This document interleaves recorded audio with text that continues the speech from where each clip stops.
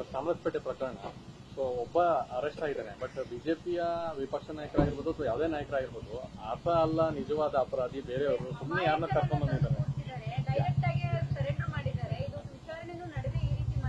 ಇವತ್ತು ಇಲ್ಲ ಅವ್ರು ಯಾರೇ ನೋಡಿ, ಅವ್ರು ಯಾರೇ ಇರಲಿ, ಎಷ್ಟೇ ದೊಡ್ಡವ್ರಿರ್ಲಿ ಚಿಕ್ಕವ್ರಿರ್ಲಿ, ಕಾನೂನಿಗೆ ವಿರುದ್ಧವಾಗಿ ನಡ್ಕೊಳ್ತಕ್ಕಂಥ ಅವರಿಗೆ ಕ್ಷಮೆ ಇರ್ತದ? ಅದರಿಂದ ಇವತ್ತು ಅವನು ಯಾರನ್ನೋ ಕರ್ಕೊಂಡು ಬಂದು ಅರೆಸ್ಟ್ ಮಾಡಿದ್ದಾರೆ ಅಂತ ಹೇಳಿದ್ರೆ ಯಾರನ್ನೂ ತಗೊಂಡು ಬಂದು ಅರೆಸ್ಟ್ ಮಾಡೋಕ್ಕಾಗೋದಿಲ್ಲ.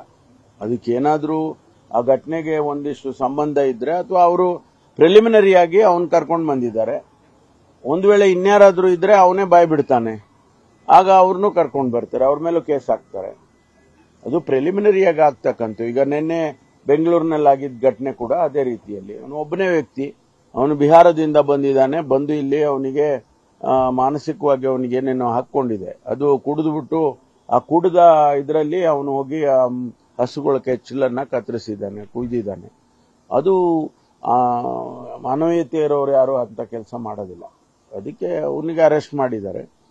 ಈಗ ಅವನಿಂದನೂ ಯಾರೋ ಇದ್ದಾರೆ ಅಂದಾಗ ಅದನ್ನ ಅವನಿಗೆ ಬಾಯ್ ಬಿಡ್ಬೇಕಲ್ಲ, ಅವ್ನು ಬಾಯ್ ಬಿಡ್ತಾನೆ. ಇದ್ರೆ ಯಾರಾದ್ರೂ ಹೇಳ್ಕೊಟ್ಟು ಮಾಡಿಸಿದ್ರೆ ಅವ್ನು ಬಾಯ್ ಬಿಡ್ತಾನೆ.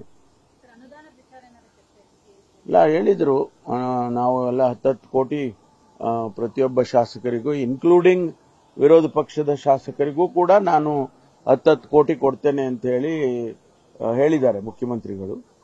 ಸಮಗ್ರವಾದ ಅಭಿವೃದ್ಧಿ, ಯಾಕೆಂದ್ರೆ ನಾವು ಬರೀ ಕಾಂಗ್ರೆಸ್ ಶಾಸಕರಿಗೆ ಕೊಟ್ರೆ ಬೇರೆ ಶಾಸಕರಿಗೆ ಕೊಡದೆ ಹೋದ್ರೆ ಅಲ್ಲಿ ಆ ಅಭಿವೃದ್ಧಿ ಆ ಕ್ಷೇತ್ರದಲ್ಲಿ ಆಗೋದಿಲ್ಲ.